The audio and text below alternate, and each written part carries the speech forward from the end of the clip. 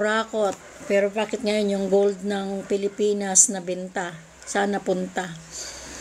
Tapos, yung sa isip namin baka tularan niya yung daddy niya na ang mura-mura ng bilihin, 'di ba? Ang mura-mura ng bilihin, baka sakaling gaganda yung pamamalakad niya. Sige, yan na lang iboto natin. Okay na. Sang-ayunan na natin si Vice President Sara. Total, next election, next na lang siya na pwedeng tumakbong president. Baka next tatakbo na siyang president. Yan, binoto, nakipag-away pa kami doon sa school, yung sa butuhan, dahil biglang namatay yung machine, nasira yung machine, baka naman pagdilat natin, nagiging mataas na yung kalaban, kaya sabi, ingatan niyo yung machine, bantayan niyo yung machine, nakipag-away-away pa kami doon, dahil baka pag isang kidlat lang, wala na, taas na yung kalaban, doon na sa kalaban lahat ng puntos, nakipag-anuhan pa kami, ayusin, bantayan ang machine, bantayan. Ay, nako. Tapos ngayon, ito lang palang ibibigay sa atin ni Poonyo, yung si Dan Junior. No? Ang pangit na ng takbo ng Pilipinas, wala nang pundo, puro na utang.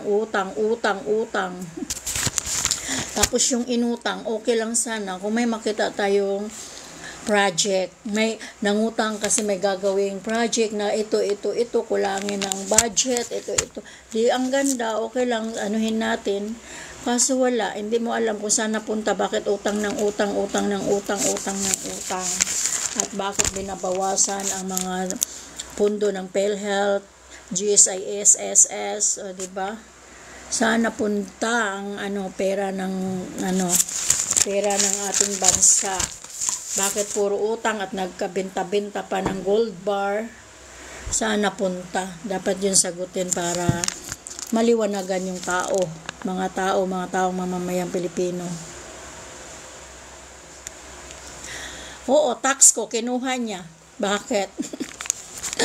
Tax mo. Ay, sana hindi tayo magtanga-tangahan. No? Hindi tayo magtanga-tangahan.